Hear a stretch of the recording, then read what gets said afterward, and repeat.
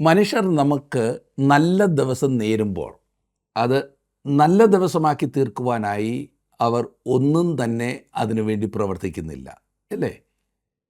അങ്ങനെ പറയുക മാത്രമേ ചെയ്യുകയുള്ളൂ, ഗുഡ് മോർണിംഗ്, അല്ലേ? എന്നാൽ നിത്യത നല്ലതാക്കി തീർക്കുവാനായി ദൈവം സകല സജ്ജീകരണങ്ങളും മനുഷ്യന് വേണ്ടി ചെയ്തിരിക്കുന്നു. അത് ദൈവത്തിൻ്റെ കൃപയാണ്.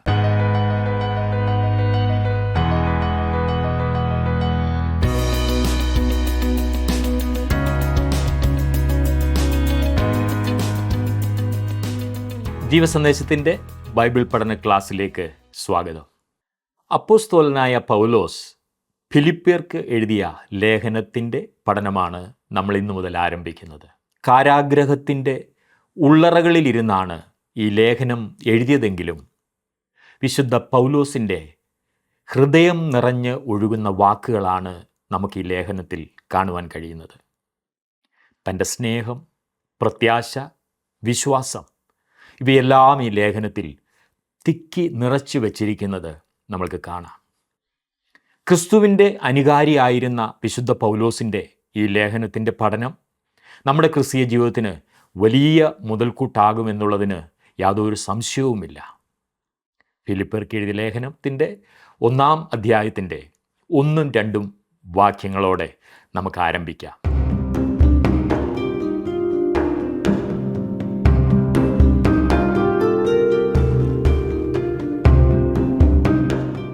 അപ്പോസ്തലനായ വിശുദ്ധ പൗലോസ് ഫിലിപ്പിയർക്ക് എഴുതിയ ലേഖനമാണ് നാം ഇന്ന് പഠിക്കുവാൻ ആരംഭിക്കുന്നത്. ഈ ലേഖനം പൗലോസിൻ്റെ കാരാഗ്രഹ ലേഖനങ്ങളിലൊന്നാണ്. അതായത് പൗലോസ് റോമിലെ കാരാഗ്രഹത്തിൽ വെച്ച് 4 ലേഖനങ്ങൾ എഴുതിയിട്ടുണ്ട്. അവയെ കാരാഗ്രഹ ലേഖനങ്ങൾ എന്ന് പരക്കെ അറിയപ്പെടുന്നു. അവ എഫേസ്യ ലേഖനം, ഫിലിപ്പി ലേഖനം, കൊലോസി ലേഖനം, പിന്നെ ഫിലോമോൻ എഴുതിയ ആ ചെറിയ ലേഖനം. യൂറോപ്പിലെ ഫിലിപ്പിയ എന്ന പട്ടണത്തിലെ വിശ്വാസികൾക്ക് എഴുതിയ ലേഖനമാണ് ഫിലിപ്പിയർക്ക് എഴുതിയ ലേഖനം എന്ന് പറയേണ്ടതില്ലല്ലോ. പൗലോസിന് ഫിലിപ്പിയിലെ സഭയുമായുള്ള അനുഗ്രഹീത കൂട്ടായ്മയിൽ നിന്നും ഉടലെടുത്തതാണ് ഈ ലേഖനം. മറ്റ് ഏത് സഭയേക്കാളും അധികം ഫിലിപ്പിയിലെ സഭ വിശുദ്ധ പൗലോസിനോട് അടുത്ത് ബന്ധപ്പെട്ടിരുന്നു എന്ന് നമുക്ക് കാണുവാൻ സാധിക്കും. അവർക്ക് പൗലോസിനോടുണ്ടായിരുന്ന സ്നേഹവും പൗലോസിന് അവരോട് ഉണ്ടായിരുന്ന സ്നേഹവും ഈ ലേഖനത്തിൽ പ്രതിഫലിച്ച് കാണുന്നത് വളരെ സഹായകരമാണ്. സകല വിശ്വാസികളും ജീവിക്കേണ്ടതായ ക്രിസ്തീയ ജീവിതാനുഭവത്തിൻ്റെ നിലവാരത്തെക്കുറിച്ച് ഈ ലേഖനത്തിൽ പ്രതിപാദിച്ചിരിക്കുന്നു. നാം ഈ വിധത്തിലല്ല ജീവിക്കുന്നതെങ്കിലും അപ്രകാരം ജീവിക്കണമെന്നാണ് ദൈവം നമ്മെക്കുറിച്ച് ആഗ്രഹിക്കുന്നത്. ആ നിലവാരം ഇതിനകത്ത് ചൂണ്ടിക്കാണിച്ചിരിക്കുന്നു. പൗലോസിൻ്റെ 2-ാമത്തെ പ്രേക്ഷിത യാത്രയിൽ അപ്പോസ്തലൻ ഫിലിപ്പിയ പട്ടണവും സന്ദർശിച്ചു എന്ന് നാം അപ്പോസ്തല പ്രവൃത്തികളിൽ നിന്നും മനസ്സിലാക്കുന്നു. വിശുദ്ധ പൗലോസും ബർന്നബാസും അവരുടെ 1-ാമത്തെ പ്രേക്ഷിത യാത്രയിൽ ഗലാത്യ ദേശത്തേക്ക് പോയി എന്ന കാര്യം നിങ്ങൾ ഓർക്കുന്നുണ്ടല്ലോ. അവിടെ അവർക്ക് പല പീഡനങ്ങളും അഭിമുഖീകരിക്കേണ്ടതായി വന്നു. എങ്കിലും വളരെ ഫലപ്രദമായ ശുശ്രൂഷ ചെയ്യുകയും സഭകൾ അവിടെ സ്ഥാപിക്കുകയും ചെയ്തു. തൻ്റെ 2-ാമത്തെ പ്രേക്ഷിത യാത്രയിൽ ഈ സഭകൾ സന്ദർശിക്കണമെന്ന് പൗലോസിന് താല്പര്യമുണ്ടായി. വീണ്ടും ആദ്യം കൂടെ പോയിരുന്ന ബർന്നബാസിനെ തന്നോടുകൂടെ കൊണ്ടുപോകുവാൻ പൗലോസ് ആഗ്രഹിച്ചു. എന്നാൽ അവരോടൊപ്പം 1-ാമത്തെ യാത്രയുടെ ആരംഭത്തിൽ പോയിരുന്ന തൻ്റെ അനന്തരവൻ, അതായത് ബർന്നബാസിൻ്റെ അനന്തരവൻ മർക്കോസ് എന്നു പേരുള്ള യോഹന്നാനെ കൂടെ കൊണ്ടുപോകണമെന്ന് ബർന്നബാസിന് നിർബന്ധമുണ്ടായിരുന്നു. എന്നാൽ പംഫുല്യ ദേശത്തിലെ പെർഗയിൽ ചെന്നപ്പോൾ മർക്കോസ് എന്ന മറുപേരുള്ള യോഹന്നാൻ അന്ന് അവരെ വിട്ടുപിരിഞ്ഞ് വീട്ടിലേക്ക് മടങ്ങിപ്പോയിരുന്നതിനാൽ 2-ാമത്തെ യാത്രയിൽ അവനെ കൂടെ കൊണ്ടുപോകുവാൻ പൗലോസിന് താല്പര്യമില്ലായിരുന്നു. അങ്ങനെ പൗലോസിൻ്റെയും ബർന്നബാസിൻ്റെയും ഇടയിൽ ഒരു അഭിപ്രായ വ്യത്യാസമുണ്ടായി. സ്വാഭാവികം. ബർന്നബാസ് മർക്കോസിനെയും കൂട്ടിക്കൊണ്ട് വേറെ ദിശയിലേക്ക് പോയി. പൗലോസ് ആകട്ടെ ശീലാസിനെയും കൂട്ടി അവരുടെ 1-ാമത്തെ യാത്രയിൽ സ്ഥാപിച്ച സഭകളെ സന്ദർശിച്ചുകൊണ്ട് ഗലാത്യ ദേശത്തിലേക്ക് തിരിഞ്ഞു. ആ പ്രദേശത്ത് ബഹുപുരുഷാരം പാർത്തിരുന്നതിനാലും അവർ സംസ്കാര സമ്പന്നരായിരുന്നതിനാലും അവിടുത്തെ തൻ്റെ പ്രവർത്തനം വ്യാപിപ്പിക്കണമെന്ന ഉദ്ദേശം പൗലോസിനുണ്ടായിരുന്നു. ഗലാത്യദേശങ്ങളിലെ ആ പ്രത്യേക കാലയളവിൽ യവന സംസ്കാരവും അവരുടെ ചിന്താഗതിയും അവിടെ കേന്ദ്രീകരിച്ചിരുന്നു, ഗ്രീക്ക് സംസ്കാരം. പൗലോസ് തെക്ക് ഭാഗത്ത് ആസിയയിലെ പ്രധാന പട്ടണമായ എഫെസോസിലേക്ക് പോകുവാൻ ശ്രമിച്ചു. ലൂക്കോസ് അത് രേഖപ്പെടുത്തിയിട്ടുണ്ട്. എന്നാൽ അവൻ തെക്കോട്ട് പോകുവാൻ ശ്രമിച്ചപ്പോൾ ദൈവത്തിൻ്റെ ആത്മാവ് അവനെ വിലക്കി.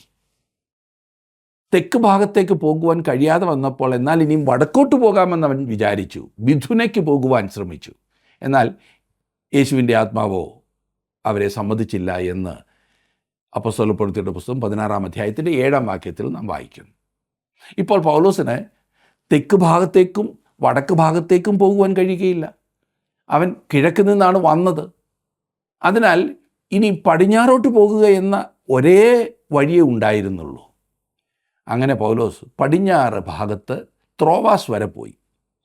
അതിനപ്പുറം പോകണമെങ്കിൽ കപ്പൽ യാത്ര ആവശ്യമായിരുന്നതിനാൽ ദൈവത്തിങ്കൽ നിന്ന് നിർദ്ദേശം ലഭിക്കുന്നത് വരെ പൗലോസ് അവിടെ കാത്തിരുന്നു.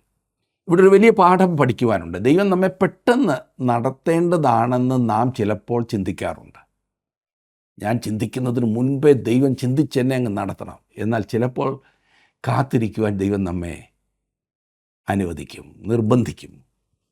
ഞാൻ എന്താണ് ചെയ്യേണ്ടത്? ഏത് വഴിക്കാണ് താങ്കൾ തിരിയേണ്ടത്? ഇങ്ങനെയൊക്കെ വിചാരിച്ച് നിരാശപ്പെട്ടിരിക്കുകയാണോ സുഹൃത്തെ? എങ്കിൽ കാത്തിരിക്കുക. താങ്കൾ യഥാർത്ഥത്തിൽ കർത്താവിനോട് കൂടെ നടക്കുന്നു എങ്കിൽ അവൻ തൻ്റേതായ തക്ക സമയത്ത് താങ്കളെ നടത്തുമെന്ന കാര്യത്തിൽ സംശയമില്ല. അങ്ങനെ പൗലോസ് ത്രോവാസ് പട്ടണത്തിൽ ദൈവകൽപ്പനയ്ക്കായി കാത്തിരുന്നു. അവസാനം അതവന് ലഭിച്ചു.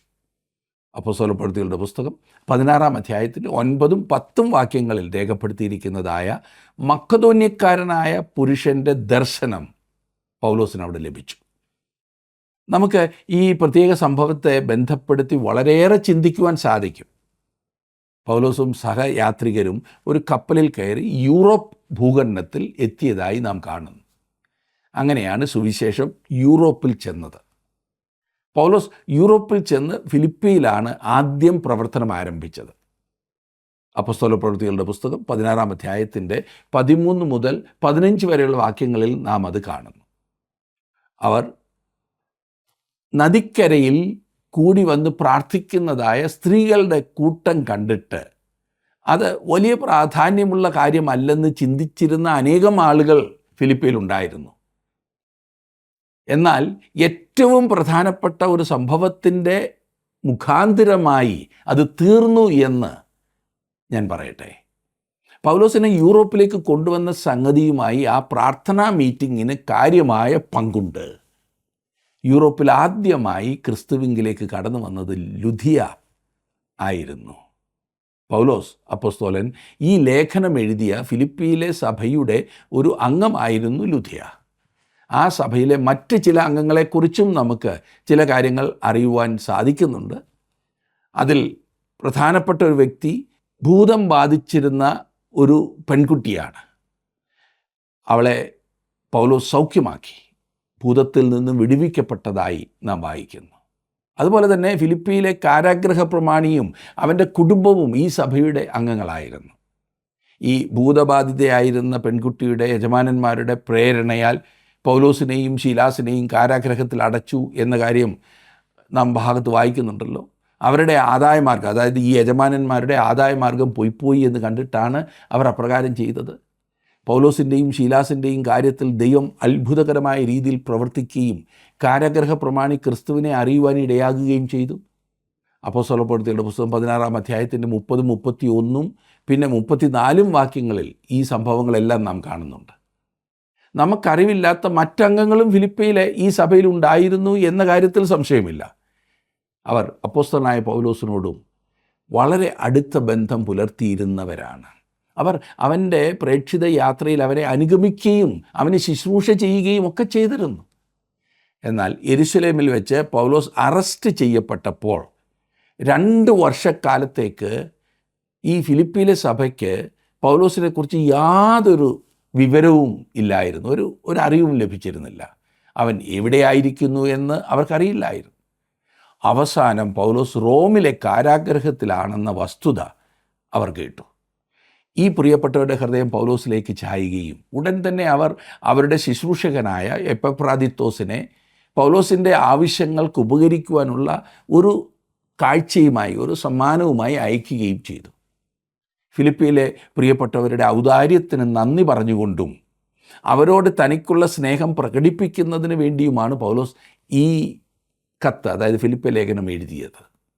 അതുകൊണ്ട് തന്നെ സ്നേഹം തുളുമ്പി നിൽക്കുന്ന അതിമനോഹരമായ ഒരു കത്താണിത്. ഗലാത്യ ലേഖനത്തിൽ ചെയ്തതുപോലെ ഇവിടെ പൗലോസിന് തിരുത്തേണ്ടതോ പഠിപ്പിക്കേണ്ടതോ ആയ ഉപദേശങ്ങളൊന്നുമില്ല. മാത്രമല്ല കൊരിന്തി ലേഖനത്തിലെ പോലെ അവരുടെ സ്വഭാവ ദൂഷ്യത്തെ ശാസിക്കാനല്ല പൗലോസ് ഈ കത്തെഴുതിയത്. ഈ ഫിലിപ്പിയ സഭയിലെ കൂട്ടായ്മയിൽ ഒരു ചെറിയ പ്രശ്നമുണ്ടാക്കിയ 2 സ്ത്രീകളുണ്ടായിരുന്നു, യുവോദ്യയും സുന്ദുകയും.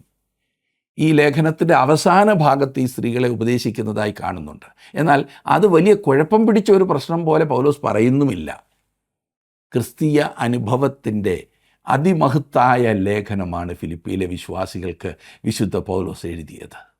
അതത്ര ഈ ലേഖനത്തിലെ വിഷയവും. പ്രതിസന്ധികൾ നിറഞ്ഞ ജീവിതത്തിലും ഒരു ദൈവ പൈതൽ സന്തോഷമുള്ള വ്യക്തിയായും ബുദ്ധിമുട്ടുകളുടെ മധ്യത്തിൽ, രോഗത്തിൻ്റെ മധ്യത്തിൽ സംതൃപ്തിയോടെ ജീവിക്കുന്നത് ഒരു ദൈവ പൈതലിൻ്റെ പദവിയാണ്. അതെങ്ങനെ എന്ന് ഈ ലേഖനത്തിൽ പൗലോസ് തൻ്റെ അനുഭവത്തിലൂടെ വ്യക്തമാക്കുന്നു. മഹാനായ ഈ അപ്പോസ്തലൻ ഫിലിപ്പിയിലെ തൻ്റെ സ്നേഹിതരുടെ വിശ്വാസത്താൽ നന്ദി നിറഞ്ഞ അവസ്ഥയിലാണ്. 1-ാം അധ്യായത്തിൻ്റെ 3-ാം വാക്യത്തിൽ നാം അത് വായിക്കുന്നു. അവർക്ക് വേണ്ടിയുള്ള പ്രാർത്ഥനയിൽ അവൻ സന്തോഷവാനും അത് നിരന്തരം ചെയ്യുവാനും താല്പര്യപ്പെട്ട് മുൻപോട്ട് പോയിരുന്നു. അതുപോലെ അനേകം പ്രസ്താവനകൾ വിശുദ്ധ പൗലോസിന് ഫിലിപ്പിയരോടുള്ള നിറഞ്ഞു കവിയുന്ന സ്നേഹത്തെ കാണിക്കുന്നതായി ഈ ലേഖനത്തിലുണ്ട്. മുൻപോട്ട് പഠിക്കുമ്പോൾ ആ വിഷയങ്ങൾ ഒക്കെ നമുക്ക് കാണാവുന്നതാണ്. ഓരോ ദൈവ പൈതലിനും ഹൃദയഹാരിയായി അനുഭവപ്പെടാവുന്ന ഒരു ലേഖനമത്ര ഇത്. ഇന്നത്തെ തപാലിൽ താങ്കൾക്കായി വന്ന സ്നേഹനിർഭരമായ കത്താകുന്നു ഇത് എന്ന് താങ്കൾക്ക് തോന്നിപ്പോകും. ഇന്നത്തെ ഭാഷയിൽ പറഞ്ഞാൽ ഇന്നത്തെ ഇമെയിലിൽ നിങ്ങൾക്ക് ലഭിച്ച ആ ചൂട് കത്ത് അത് വ്യക്തിപരമാണ്. ഈ ലേഖനം പ്രത്യേക വാക്കുകൾ കൊണ്ടും ചിന്തകൾ കൊണ്ടും നിറഞ്ഞതാണ്. മറ്റെങ്ങും ഉപയോഗിച്ച് കാണാത്ത വിധം ചില വാക്കുകൾ ഈ ലേഖനത്തിലുണ്ട്. എവിടെയാകുന്നു ഉപയോഗിച്ചിരിക്കുന്നത് എന്നറിയാതെ പോലും പലപ്പോഴും നാം ഉപയോഗിക്കുന്ന പ്രസിദ്ധമായ പല പ്രസ്താവനകളും ഈ ലേഖനത്തിലേതാകുന്നു എന്ന് പഠിക്കുമ്പോൾ താങ്കൾക്ക് വളരെയേറെ സന്തോഷമുണ്ടാകും എന്നത് തീർച്ചയാണ്. ക്രിസ്തുവിനാൽ നിറയപ്പെട്ട ഒരു ലേഖനമാണിത്. ക്രിസ്തുവിനാൽ നിറയപ്പെട്ട. ക്രിസ്തു എന്ന വാക്ക് അല്ലെങ്കിൽ ആ പേര് കുറഞ്ഞത് 37 പ്രാവശ്യം ഈ ലേഖനത്തിൽ കാണുന്നുണ്ട്. 4 അധ്യായങ്ങളും 104 വാക്യങ്ങളും മാത്രമുള്ള ഈ ചെറിയ ലേഖനത്തിൽ ഈ ഒരു പേര്, ഈ ഒരു വാക്ക് മാത്രം 37 പ്രാവശ്യം ഉണ്ടെന്ന് പറഞ്ഞാൽ അതെത്ര പ്രധാനപ്പെട്ട ചിന്തയായിട്ടാണ് പൗലോസ് പറഞ്ഞിരിക്കുന്നത് എന്ന് ഊഹിക്കാമല്ലോ. ഓരോ അധ്യായത്തിലും അത് വ്യക്തമായും പ്രസക്തമായും കാണുന്നു. ദൈവശാസ്ത്രപരവും സഭാപരവുമായ എല്ലാ ഏകാഗ്രത കെടുത്തുന്ന വാദപ്രതിവാദങ്ങളിൽ നിന്നും സുവിശേഷത്തിൻ്റെ കേന്ദ്രവും ഹൃദയവുമായി ക്രിസ്തുവിൻ്റെ ജീവിതവും ക്രിസ്തുവിലുള്ള ജീവിതവും നമ്മെ മനസ്സിലാക്കുന്നതാണ് ഫിലിപ്പിയർക്ക് എഴുതിയ ലേഖനം എന്ന് ഒരു ഭക്തൻ പറഞ്ഞിട്ടുണ്ട്. ഇതിലെ ആഴമേറിയ സത്യങ്ങൾ ക്രിസ്തുവിൽ ഒരു ഭക്തനെ തികഞ്ഞവനാക്കുവാൻ മതിയായതാണ്. അതുപോലെ തന്നെ സന്തോഷത്താൽ നിറഞ്ഞ ഒരു ലേഖനമാകുന്നു ഫിലിപ്പി ലേഖനം. സന്തോഷമെന്ന ഈ പദമോ അതിനോട് ബന്ധപ്പെട്ട പദങ്ങളോ ഈ ചെറിയ ലേഖനത്തിൽ ഏറ്റവും കുറഞ്ഞത് 16 പ്രാവശ്യം ഉപയോഗിച്ചിട്ടുണ്ട്. ഓരോ അധ്യായത്തിലും ഈ പദം നമുക്ക് അഭിവാദ്യം നൽകുന്നു. കർത്താവിൽ സന്തോഷിപ്പീൻ എന്നുള്ളതാണ് ഫിലിപ്പിയിലെ വിശ്വാസികളോട് അപ്പോസ്തലന് പറയുവാനുള്ള ദൂത്. അതും തന്നോടുകൂടെ സന്തോഷിക്കാൻ പറയുന്നു. അത് കഷ്ടത്തിൻ്റെ നടുവിലാകുന്നു വിശുദ്ധ പൗലോസ് പറഞ്ഞത് എന്നോർക്കണം. ഞങ്ങൾ ഉപദേശിമാർ പ്രസംഗിക്കുമ്പോൾ സന്തോഷിച്ചോ എന്ന് പറയുന്ന പറച്ചിലല്ല. പിന്നെ എന്നോടുകൂടെ സന്തോഷിപ്പിൻ. ഇന്ന് ദൈവത്തിൻ്റെ ആത്മാവിനും നമുക്ക് നൽകുവാനുള്ള ദൂത് ഇത് തന്നെയാണ് പ്രിയമുള്ളവരെ. എന്ത് സംഭവിക്കുന്നു എന്നോ ഏതൊരു സാഹചര്യത്തിലായിരിക്കുന്നു എന്നോ ഉള്ളത് പ്രശ്നമല്ല. ഒരു ദൈവ പൈതലിന് മഹത്തായ സംതൃപ്തിയും പ്രശാന്തതയും സമാധാനവും ഉണ്ടായിരിക്കുന്നതാണ്. ക്രിസ്തുവിനെ വ്യക്തിപരമായി അറിയുന്നതിലും അവൻ്റെ ശക്തിയിൽ ആശ്രയിക്കുന്നതിലും കൂടിയാണ് ഈ സന്തോഷമുണ്ടാകുന്നത്, അല്ലാതെ നമ്മുടെ കഴിവുകൾ കൊണ്ടല്ല. രണ്ട് സ്നേഹിതന്മാർ തമ്മിൽ മധുര സമ്പർക്കം ചെയ്യുന്നത് പോലെ എഴുതപ്പെട്ടിട്ടുള്ളൊരു കത്തായതിനാൽ ഇതിലെ വിഷയവിഭജനം മറ്റ് ലേഖനങ്ങളിലെ പോലെ എളുപ്പമല്ല. എങ്കിലും ഓരോ അധ്യായവും പഠിക്കുമ്പോൾ അത് ശ്രദ്ധിക്കുന്നതായിരിക്കും. എന്നിരുന്നാലും ഒരു ലളിതമായ വിഭജനം ഞാൻ ഇപ്രകാരം പറയട്ടെ. 1-ാം അധ്യായം കഷ്ടങ്ങളിലെ സന്തോഷം എന്നതാണ് വിഷയം. 2-ാം അധ്യായം ശുശ്രൂഷിക്കുന്നതിലെ സന്തോഷം എന്നതാണ് വിഷയം. 3-ാം അധ്യായം വിശ്വസിക്കുന്നതിലെ സന്തോഷം. 4-ാം അധ്യായം കൊടുക്കുന്നതിലെ സന്തോഷം. ഇനി വേറൊരു വിഭജനം ഞാൻ പറഞ്ഞാൽ അത് ഇപ്രകാരമാണ്. 1-ാം അധ്യായം ഐക്യതയുടെ ഭാവം, 2-ാം അധ്യായം താഴ്മയുടെ ഭാവം, 3-ാം അധ്യായം വിശുദ്ധിയുടെ ഭാവം, 4-ാം അധ്യായം മഹാമനസ്കതയുടെ ഭാവം. അതെ, ശരിയായ ഭാവത്തോടെ നമുക്ക് ഈ അനുഗ്രഹീത ലേഖനം പഠിക്കുവാൻ ആരംഭിക്കാം. ഇനി ഞാൻ പിൻപറ്റുവാൻ അല്ലെങ്കിൽ ഞാൻ ഉപയോഗിക്കാൻ ആഗ്രഹിക്കുന്ന ഒരു വിഭജനം കൂടെ ഉണ്ട്, അതുകൂടെ പറയട്ടെ. 1-ാം അധ്യായത്തിന് ഞാൻ കൊടുത്തിരിക്കുന്ന പേര് ക്രിസ്തീയ ജീവിതത്തിൻ്റെ തത്വം എന്നാണ്. 2-ാം അധ്യായത്തിൻ്റെ പേര് ക്രിസ്തീയ ജീവിതത്തിനുള്ള മാതൃക എന്നതാണ്. 3-ാം അധ്യായത്തിൽ ഞാൻ കൊടുക്കാൻ ആഗ്രഹിക്കുന്നത് ക്രിസ്തീയ ജീവിതത്തിനുള്ള സമ്മാനം. ഒടുവിലത്തെ അധ്യായമായ 4-ാം അധ്യായത്തിന് ഞാൻ കൊടുക്കുവാൻ ആഗ്രഹിക്കുന്ന പേര് ക്രിസ്തീയ ജീവിതത്തിനുള്ള ശക്തി എന്നുള്ളതാണ്. ഇനി നമുക്ക് ഈ 1-ാം അധ്യായത്തിലേക്ക് പ്രവേശിച്ച് ചില കാര്യങ്ങൾ കൂടി ചിന്തിക്കുവാൻ സമയമുണ്ടല്ലോ. ആ 1-ാം വാക്യം തന്നെ നോക്കി നമുക്കൊന്ന് പഠിക്കാൻ ശ്രമിക്കാം. 1-ാം അധ്യായത്തിലേക്ക് നാം പ്രവേശിക്കുമ്പോൾ അതിൻ്റെ ആദ്യത്തെ വാക്യത്തിൽ നാം വായിക്കുന്നത്, ക്രിസ്തുയേശുവിൻ്റെ ദാസന്മാരായ പൗലോസും തിമത്തിയോസും ഫിലിപ്പിയിൽ ക്രിസ്തുയേശുവിലുള്ള സകല വിശുദ്ധന്മാർക്കും അധ്യക്ഷന്മാർക്കും ശുശ്രൂഷകന്മാർക്കും കൂടെ എഴുതുന്നത്. ഞാൻ പറഞ്ഞല്ലോ, ഫിലിപ്പി ലേഖനം വളരെ പ്രായോഗികമായ ഒന്നാണ്. 1-ാം അധ്യായത്തിന് നാം കൊടുത്ത തലക്കെട്ട് ക്രിസ്തീയ ജീവിതത്തിൻ്റെ തത്വം എന്നുള്ളതാണ്. നമ്മുടെ ജീവിത സാഹചര്യത്തിലേക്ക് അത് ഇറങ്ങി വരുന്നതാണ്. അതെ, ഈ ലേഖനം എഫേസ്യ ലേഖനത്തിൽ സ്വർഗീയമായ സാഹചര്യത്തെക്കുറിച്ച് വിവരിച്ചിരിക്കുമ്പോൾ സ്വർഗത്തിലിരിക്കുന്നതായ അനുഭവമാണ് വിവരിച്ചിരിക്കുന്നത്. എന്നാൽ ഫിലിപ്പി ലേഖനത്തിലാകട്ടെ നാം ദൈനംദിന ജീവിതത്തിലേക്ക് ഇറങ്ങി വരുന്നതായി കാണും. ഇത് വളരെ മനോഹരമായ ഒരു ചെറിയ ലേഖനമാണെന്ന് ഞാൻ പറഞ്ഞല്ലോ. അതിൻ്റെ മാധുര്യത്താൽ നമുക്ക് ആത്മീക അനുഗ്രഹം പ്രാപിക്കുവാൻ തീർച്ചയായിട്ടും സാധിക്കും. ഈ 1-ാം വാക്യത്തിൽ പറയുന്നു പൗലോസും തിമത്തിയോസും. തിമത്തിയോസിനെ പൗലോസ് തന്നോടൊപ്പം ബന്ധപ്പെടുത്തിയിരിക്കുന്നു. ഈ യുവാവായ ശുശ്രൂഷകനെ പൗലോസ് മുമ്പോട്ട് കൊണ്ടുവരികയും തൻ്റെ കൂടെ നിർത്തുകയും അവനെ പ്രോത്സാഹിപ്പിക്കുകയും ചെയ്യുന്നു. ഈ യുവാവായ തിമോത്തിയോസിനെ പൗലോസ് സ്നേഹിച്ചിരുന്നു. പൗലോസിൻ്റെ ആത്മീക മകനായിരുന്നു തിമത്തിയോസ്. അതായത് തിമത്തിയോസിനെ പൗലോസ് ആയിരുന്നു ക്രിസ്തുവിന് വേണ്ടി നേടിയത് എന്നർത്ഥം. പൗലോസ് തിമത്തിയോസിൻ്റെ കാര്യത്തിൽ വളരെ ശ്രദ്ധയുള്ളവനായിരുന്നു. പൗലോസ് എല്ലായ്പ്പോഴും ഏതാനും യുവാക്കന്മാരായ ശുശ്രൂഷകരെ തന്നോടൊപ്പം കൂടെ കൂട്ടിയിരുന്നു. പൗലോസിന് തിമത്തിയോസിനെ കുറിച്ചുണ്ടായിരുന്ന ചിന്തയും സ്നേഹവും എത്രമാത്രമാണെന്ന് നമുക്ക് ഊഹിക്കാവുന്നതത്രേ. പൗലോസിൻ്റെ പേര് കേൾക്കുന്നിടത്തെല്ലാം തിമത്തിയോസിനെക്കുറിച്ചും നമുക്ക് കേൾക്കുവാൻ കഴിയും. എത്ര വലിയ പദവിയല്ലേ! പൗലോസാണ് അതിന് ഉത്തരവാദി എന്നോർക്കണം. എത്ര മനോഹരമായ സംഗതിയാണിത്. തന്നോടുകൂടെ നിർത്തിയിരിക്കുന്ന യുവസ്നേഹിതൻ. ഇവിടെ പറയുന്നു യേശുക്രിസ്തുവിൻ്റെ ദാസന്മാർ എന്ന്. പൗലോസിനെയും തിമത്തിയോസിനെയും യേശുക്രിസ്തുവിൻ്റെ ദാസന്മാർ.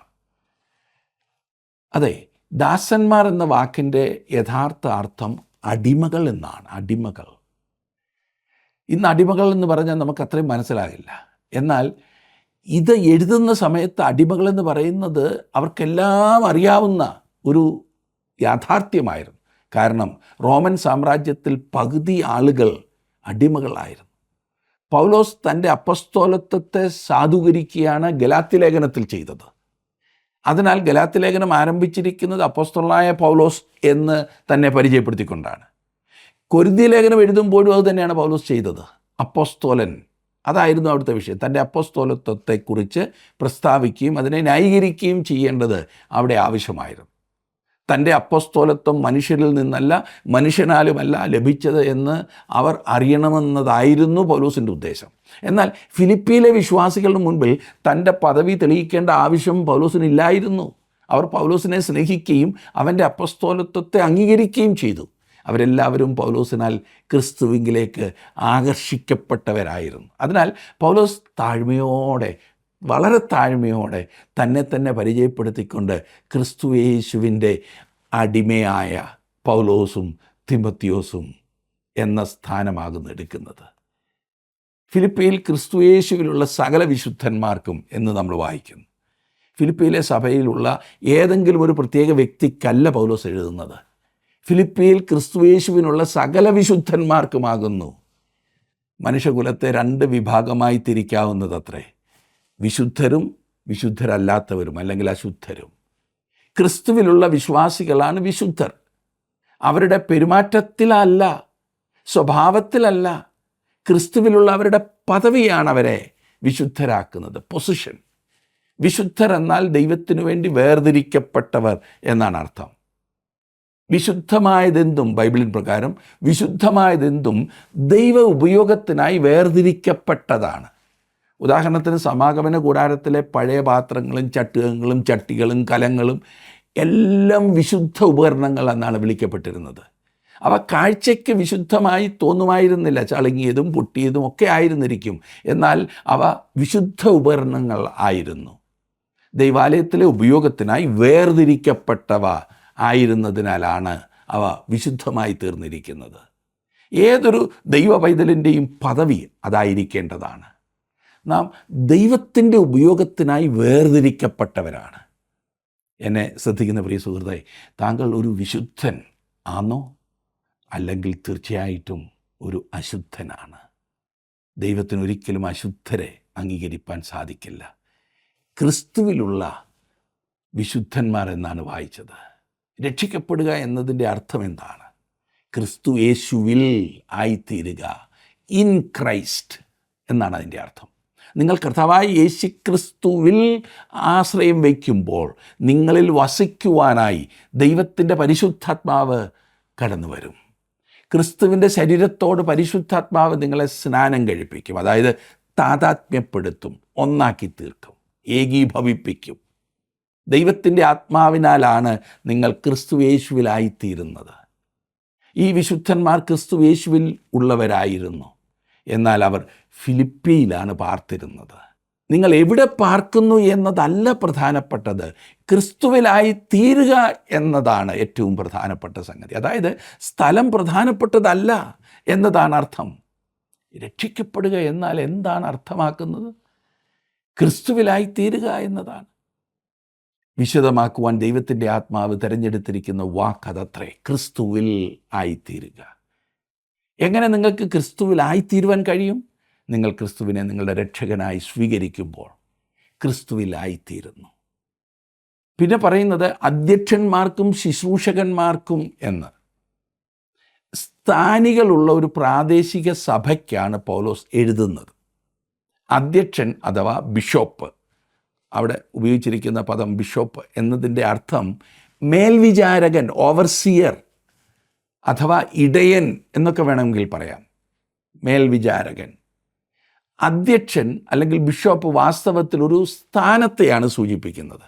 എന്നാൽ മൂപ്പൻ എന്നത് ഈ പറഞ്ഞ സ്ഥാനത്തിരിക്കുന്ന വ്യക്തിയെ കുറിക്കുന്നതാണ്. മനസ്സിലായല്ലോ? അവർ ആത്മീയമായി പക്വത വന്നവരായിരിക്കണം. ശുശ്രൂഷകന്മാർ എന്നതിന് മറ്റ് ശുശ്രൂഷകൾ അല്ലെങ്കിൽ മൂപ്പൻ്റെ ശുശ്രൂഷയല്ലാതെ ഉള്ള ശുശ്രൂഷകൾ ചെയ്യുന്ന ആളുകൾ എന്നാണ് അർത്ഥം. ഈ 2 കൂട്ടരും ഒരാൾ കൂടിയതോ ഒരാൾ കുറഞ്ഞതോ എന്നുള്ള അർത്ഥത്തിലല്ല. ഇന്ന് ചില സഭകളിൽ അഡ്മയർ എന്ന് വിളിക്കുന്നതാണ് ഈ ശുശ്രൂഷകൾ, ഡീക്കൻസ് എന്നൊക്കെ പറയത്തില്ലേ, അത് തന്നെ. ഇനി 2-ാം വാക്യത്തിലേക്ക് നാം വരുമ്പോൾ കാണുന്നത്, 2-ാം വാക്യം, നമ്മുടെ പിതാവായ ദൈവത്തിങ്കൽ നിന്നും കർത്താവായ ക്രിസ്തുയേശുവിങ്കൽ നിന്നും നിങ്ങൾക്ക് കൃപയും സമാധാനവും ഉണ്ടാകട്ടെ. നിങ്ങൾക്ക് കൃപയും സമാധാനവും ഉണ്ടാകട്ടെ. പൗലോസിൻ്റെ എല്ലാ ലേഖനങ്ങളിലും ഈ വിധത്തിലുള്ള സംബോധന നമുക്ക് കാണുവാൻ കഴിയും. അതിൽ എല്ലാം കൃപയും സമാധാനവും ഉൾപ്പെടുത്തിയിരിക്കുകയും ചെയ്യും. പൗലോസിൻ്റെ കാലത്ത് സാധാരണ ഉപയോഗിച്ചിരുന്ന വാക്കുകളായിരുന്നു ഈ കൃപയും സമാധാനവും എന്നുള്ളത്. യവനന്മാർ, അതായത് ഗ്രീക്കുകാർ തമ്മിൽ അഭിവാദ്യം ചെയ്യുവാൻ ഉപയോഗിച്ചിരുന്ന വാക്കായിരുന്നു കൃപ. ഗ്രീക്കിൽ ചാരിസ് എന്ന വാക്കാണ് അതിന് ഉപയോഗിച്ചിരിക്കുന്നത്. ആ കാലത്ത് റോഡിൽ കൂടി നടന്ന് പോകുന്നു എങ്കിൽ ഒരാൾ നിങ്ങളെ അഭിവാദ്യം ചെയ്യുവാൻ ചാരിസ് എന്ന് പറഞ്ഞുകൊണ്ട് അഭിവാദ്യം ചെയ്യുന്നത് സ്വാഭാവികമായിരുന്നു. വാസ്തവത്തിൽ ഈ അഭിവാദ്യം ആധുനിക ഗ്രീസിൽ ഇന്നും ഉപയോഗത്തിലുണ്ട്. അതിൻ്റെ അർത്ഥം കൃപ എന്നാണ്. ഒരു നല്ല ദിവസം നേർന്നുകൊള്ളുന്നു എന്ന് നാം ആശംസിക്കുന്നത് പോലെയുള്ള വാക്കായിരുന്നു ഈ പറഞ്ഞ ചാരിസ്. അത് മനോഹരമായ ഒരു വാക്കാണ്. അതിലെ അടിസ്ഥാനപരമായ ചിന്തകൾ സന്തോഷം, സുഖം, പ്രസന്നത, സൗന്ദര്യം എന്നൊക്കെയാണ്. അതെ, കൃപയുടെ ഒരു ബന്ധം. ക്രിസ്തുവിനോടുകൂടെ ഒരു ജീവിതം മനോഹരമാകുന്നു. കാരണം മനുഷ്യൻ മേലിൽ ദൈവ നിയമങ്ങളുടെ ഇരയാകുന്നില്ല, പിന്നെയോ അവൻ ദൈവസ്നേഹത്തിൻ്റെ ഒരു ദൈവ പൈതലാകുകയാണ്. ദൈവത്തെ പിതാവ് എന്ന് മനസ്സിലാക്കുന്ന അതിമഹത്തായ സൗന്ദര്യം ക്രിസ്തുവിലൂടെയാണ് ഒരു വ്യക്തിക്ക് ഈ അവസ്ഥ ഉണ്ടാകുന്നത്. അതെ, ദൈവകൃപയുടെ ആഴം വർണ്ണിക്കുവാനാവതില്ല.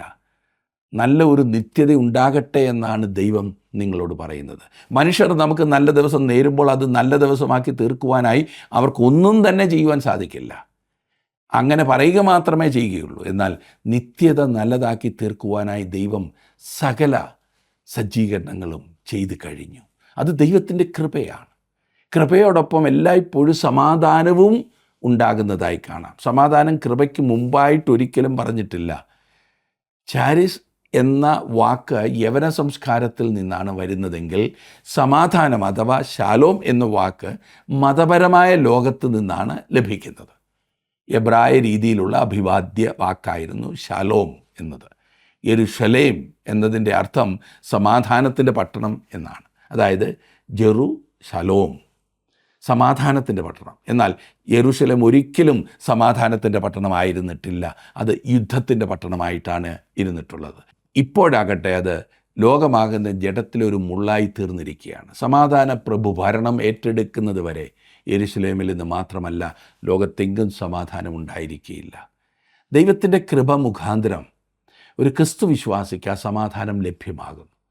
വിശ്വാസത്താൽ നീതീകരിക്കപ്പെട്ടിട്ട് നമ്മുടെ കർത്താവായ യേശു ക്രിസ്തു മൂലം നമുക്ക് ദൈവത്തോട് സമാധാനമുണ്ട് എന്ന് റോമാലേഖനത്തിൽ നാം വായിക്കുന്നു. ക്രിസ്തു നമുക്ക് വേണ്ടി മരിക്കുകയും നമുക്ക് വേണ്ടി മറുവില കൊടുക്കുകയും ചെയ്തതിനാൽ ഒരു പാപിക്ക് വിശുദ്ധനായ ദൈവത്തോട് ലഭ്യമാകുന്ന സമാധാനമാണിത്. ഇപ്പോൾ ദൈവത്തിന് തൻ്റെ കൃപയാൽ നമ്മെ രക്ഷിക്കുവാൻ കഴിയും. നമ്മുടെ രക്ഷയ്ക്ക് വേണ്ടി നാം ദൈവത്തിന് എന്തെങ്കിലും നൽകുകയെന്നുള്ളതല്ല. വാസ്തവത്തിൽ യാതൊന്നും നമുക്ക് ദൈവത്തിന് നൽകുവാൻ കഴിയുകയില്ല. എൻ്റെ പാപം അല്ലാതെ യാതൊന്നും ഞാൻ ദൈവത്തിൻ്റെ അടുത്ത് കൊണ്ടുപോയിട്ടില്ല. ആ പാപത്തിന് ക്രിസ്തു പ്രായശ്ചിത്തം നൽകി. അതിനാൽ വിശുദ്ധനായ ദൈവത്തിന് എന്നെ സ്വീകരിക്കുവാൻ കഴിയും.